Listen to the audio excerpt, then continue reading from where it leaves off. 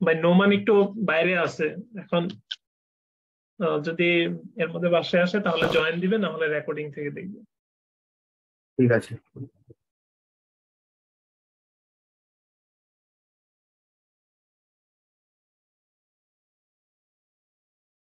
আর ভাই অতসী আধা ঘন্টা পরে জয়েন দিবে, শুরু করতে বলছে, পরে রেকর্ডিং থেকে শুরুটুকু দেখে নেবে। আচ্ছা, রেকর্ডিং কে করছে এখানে? বাপি রেকর্ডিংটা করে ফেলো।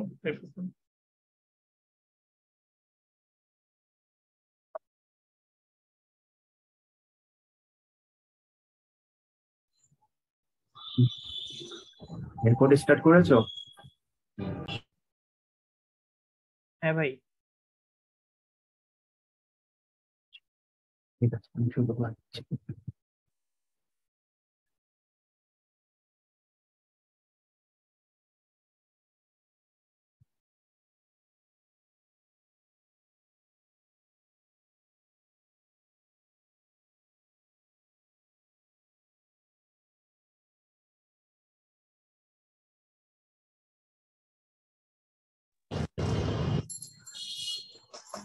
স্ক্রিন দেখা যাচ্ছে?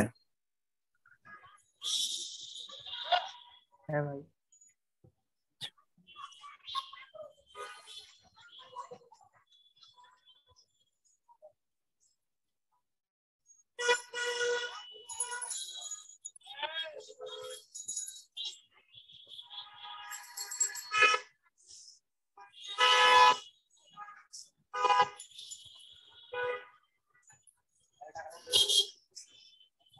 চলো, আজকে আমাদের যে টপিকটা হবে সেটা হচ্ছে এফএসএম, মানে ফাইনাইট স্টেট মেশিন।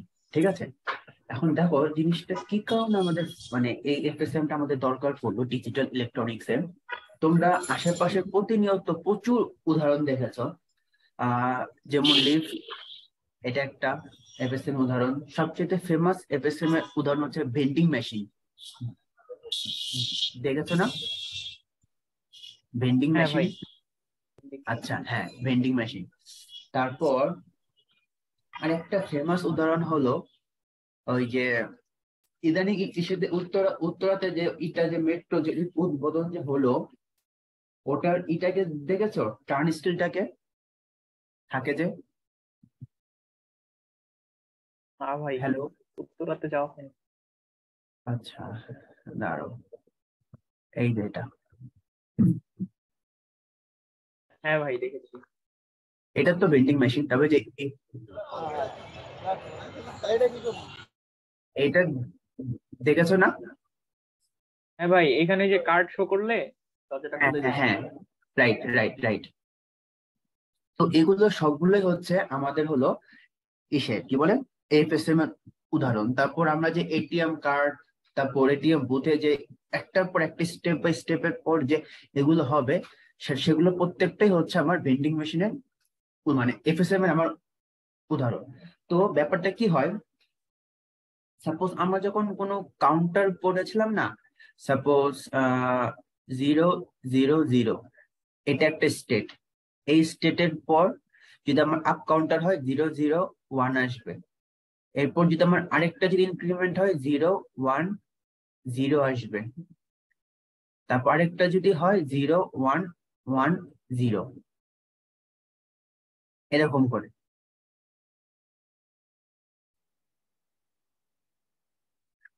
এখন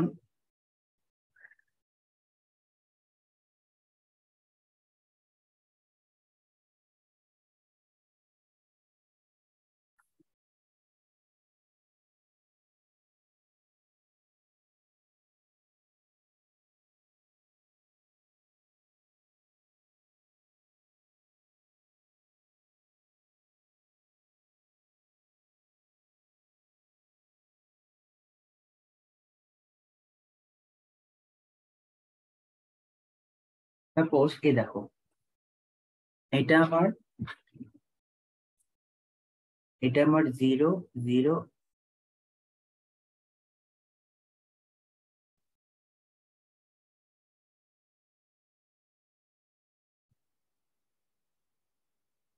0 0 0, এ একটা স্টেট। এটা আমার আপ কাউন্টার, এটাকেও আমরা একটা এফএসএম এ আনতে পারি। আমরা যে কোনো ডিজাইনকে এফএসএম এ কনভার্ট করতে পারি। এই একটা, এখান থেকে আবার মনে করো 0 0 0 1 0, এই একটা, এখান থেকে 0 1 1, এই একটা, তারপর মনে করো এখান থেকে এখানে চলে গেল। এখন এই যে এটাকে যে 0 0 0, এটাকে আমরা একটা স্টেট নাম ধরতে পারি। স্টেটের পর এইখানে এইখানে যে তারপরের স্টেটে যে যাচ্ছে, যে 0 0 1 এ যে মুভ করছে, এটার দুটো ইসের উপর, ইনপুটের উপর নির্ভর করে। যদি এই স্টেটের নামটা যদি আমার S0 দেই, S0 যদি আমার যদি 1 হয় তাহলে কি হবে, আর S0 যদি আমার 0 হয় তাহলে কি হবে, এই টাইপের। একটু এই এক্সাম্পলটা একটু পরে আসছি, আমি একদম শুরু থেকে শুরু করে নিই। আচ্ছা দেখো, আমরা তো জানি যে in combinational circuit the output depends only on the current value, right, only current ভ্যালুতে। আর সিকোয়েন্সাল সার্কিট কি করে, তার আউটপুটটা কিসের উপর ফাংশন, আমার কারেন্ট ভ্যালু আর কারেন্ট ইনপুটের উপর। এখন আমাদের যে এফএসএমটা তৈরি করা হয়েছে, বা এটা একটা মেশিন, এই মেশিনটা তৈরি করা হয়েছে আমার কম্বিনেশনাল সার্কিট প্লাস আমার সিকোয়েন্সাল সার্কিট দিয়ে। আচ্ছা,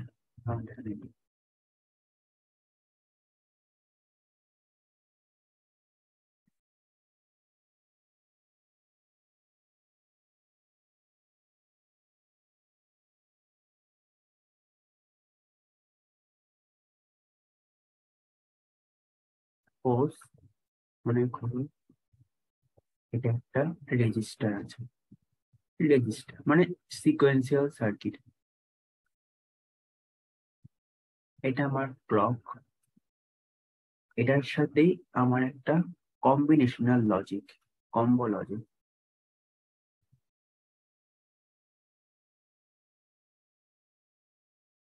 এখন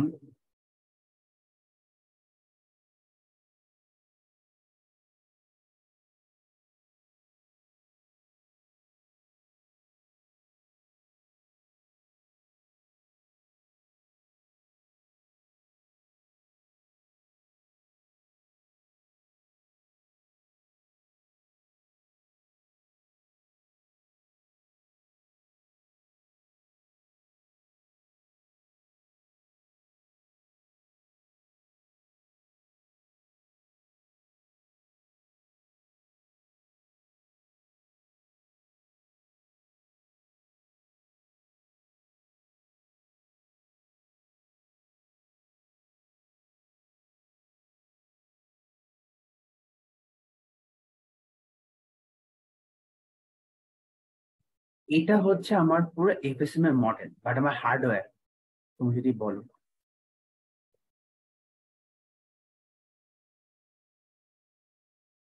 এখন তুমি যদি একটা ভেন্ডিং মেশিনের উদাহরণে তুমি যদি এখানে আনো, তাহলে কি হবে, সাপোজ ভেন্ডিং মেশিনে আগের থেকে তো সেট করা থাকে যে আমার চায়ের দাম হবে 9 টাকা, লাল চায়ের দাম হবে 6 টাকা, কফির দাম হবে 15 টাকা।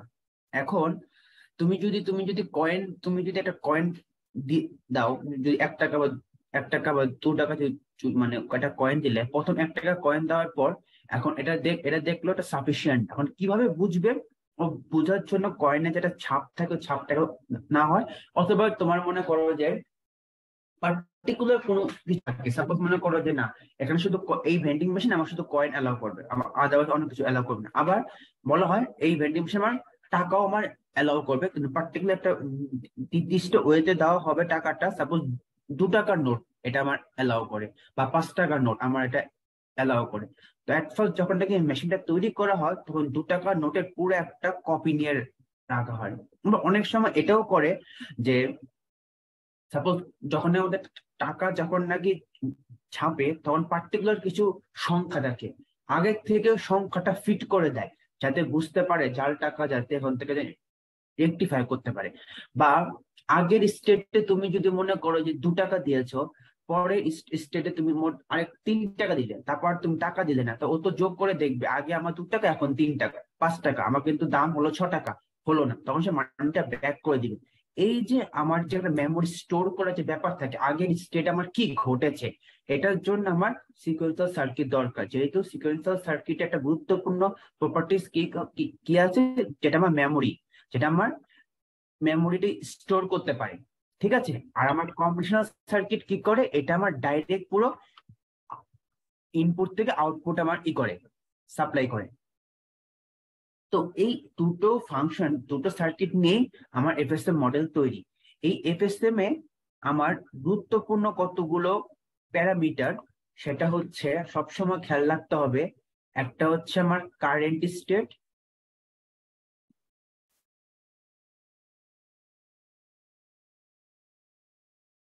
তারপর তো আমার ইনপুট তো আছেই, নেক্সট স্টেট,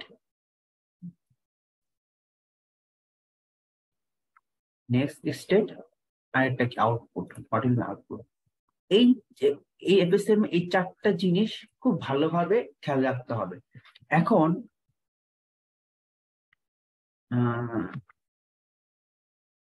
সাপোজ এটা আমি তখন একটা আপ কাউন্টারে একটা উদাহরণ দিয়েছিলাম।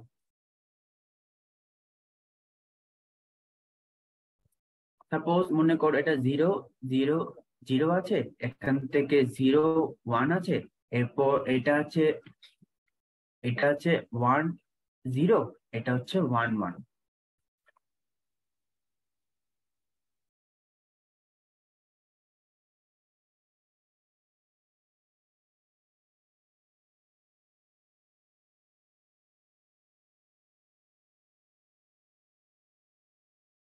এই যে এক একটা যে এটা দেখতে পাচ্ছ, এটা এক একটা স্টেট, এটা একটা স্টেট, এটা একটা স্টেট, এটা একটা স্টেট, এটা একটা স্টেট।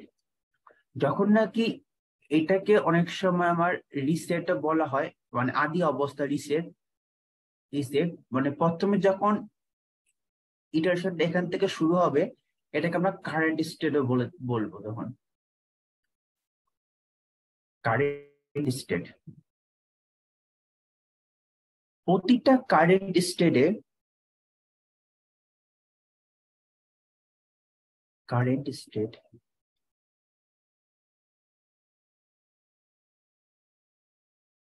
আমার ইনপুট দুটো হতে পারে।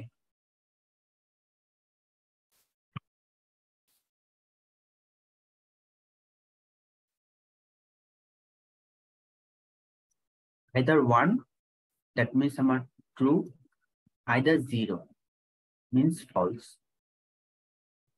এফএসএম এ আমার প্রতিটা কারেন্ট স্টেটের দুটো কন্ডিশন আমার দেখাতে হয়। যদি ইনপুট যদি আমার 1 হয়, তাহলে আমার কারেন্ট স্টেট থেকে নেক্সট স্টেট কোনটা হবে, আইদার আমার কারেন্ট স্টেটের ইনপুট যদি 0 হয়, তাহলে আমার নেক্সট স্টেট কোনটা হবে। এখন এই উদাহরণটা দেখো, এটা আমার আপ কাউন্টার, ঠিক আছে। আমি এটার সাথে একটু ম্যাচ করার চেষ্টা করছি। এই যে সিকোয়েন্সিয়াল সার্কিটটা আছে, এটা সাপোজ মনে করো এটা আমার আপ কাউন্টার,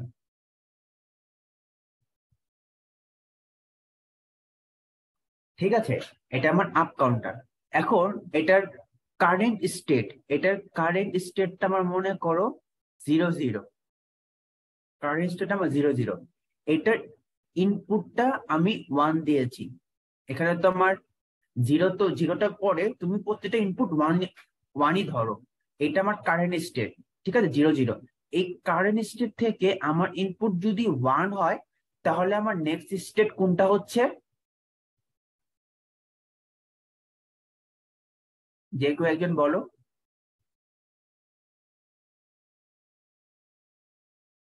0 1। হ্যালো, 0 1, মানে সিকোয়েন্সটা ধরতে পারছো কি? আমার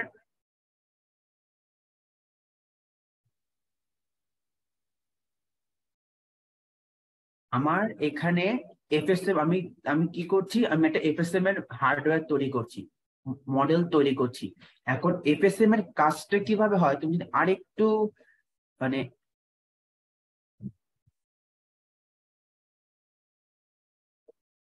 এটা যেটা আছে যদি আরেকটু ভালোভাবে মানে করতে চাই, সাপোজ মনে করো 0 0 এই একটা স্টেট আছে, এটাকে আমি ধরে নিলাম S0 স্টেট প্যারামিটার নাম দিয়ে।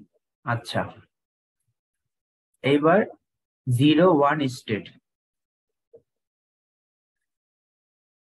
এটাকে আমি ধরে নিলাম S1 স্টেট।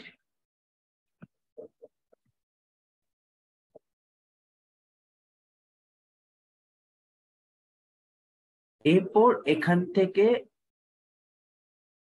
আমার 1 0 একটা স্টেট, এটাকে ধরলাম S2। এবার এখান থেকে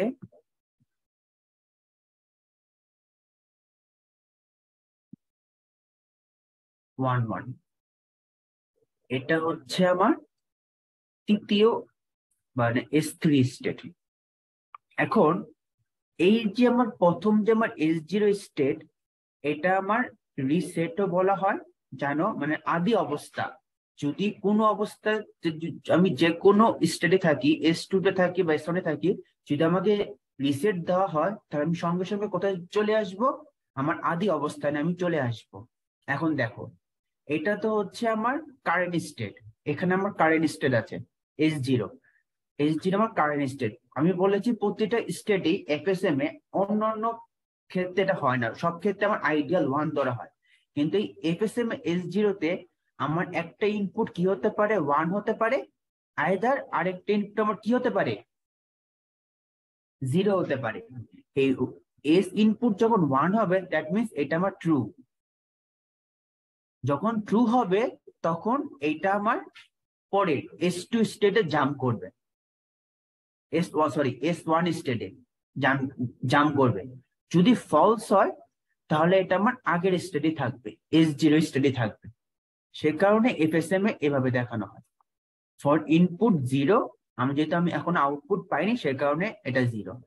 এইটার কনসেপ্টটা ছেড়ে দাও, জাস্ট খালি আমি তোমাদেরকে যে ফ্লোটা কিভাবে হয় তুমি সেটা বুঝো।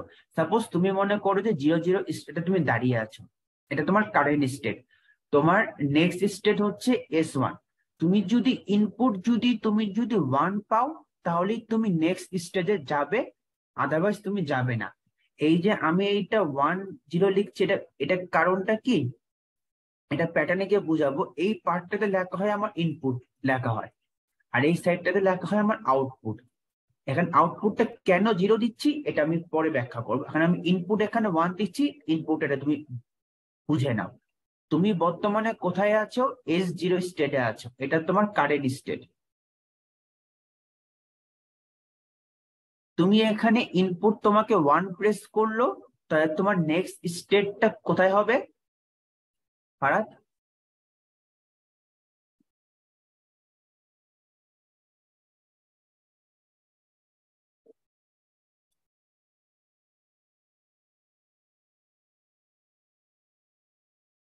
ফারাদ এটা বুঝতে পারলে? জি ভাই, বুঝতে পারছি। একটু কনফিউশন আছে, দেখতেছি এরপর দেখি কোনোভাবে, মানে এরপর যদি প্রবলেম হয় আমি আপনাকে বলবো আর কি, ইন্টারাপ্ট করবো। জাস্ট এই S0 S1 এই দুটোর মেকানিজমটা বুঝো। ফয়সাল, তুমি কারেন্ট স্টেটে আছো, তোমার ইনপুট যদি 1 হয় তাহলে তুমি নেক্সট স্টেট কোনটাতে যাবা, আচ্ছা, S1 এ যাবা। আর তোমার যদি S0 যদি 0 হয় মানে হ্যাঁ ফলস হয়, তাহলে তুমি তোমার আগের রিসেট কন্ডিশনে যাবা। ঠিক আছে? তাহলে S0 তে। হ্যাঁ, ঠিক হ্যাঁ তেমনি হ্যাঁ হ্যাঁ, S0 তে। তুমি আবার এই S1 স্টেটে আছো, তোমাকে আরেকটা ইনপুট যদি 1 দেওয়া হয় তাহলে তুমি কোথায় যাবে? S2 তে। S2 S2 তে। তে যাবে, S2 তে। আর হ্যাঁ, তোমার এই S1 এই স্টেট থেকে যদি ইনপুট যদি 0 হয় তাহলে কোথায় যাবে? আবার আবার S0 তে। এটা বোঝা গেল ফয়সাল? বুঝতে পেরেছি।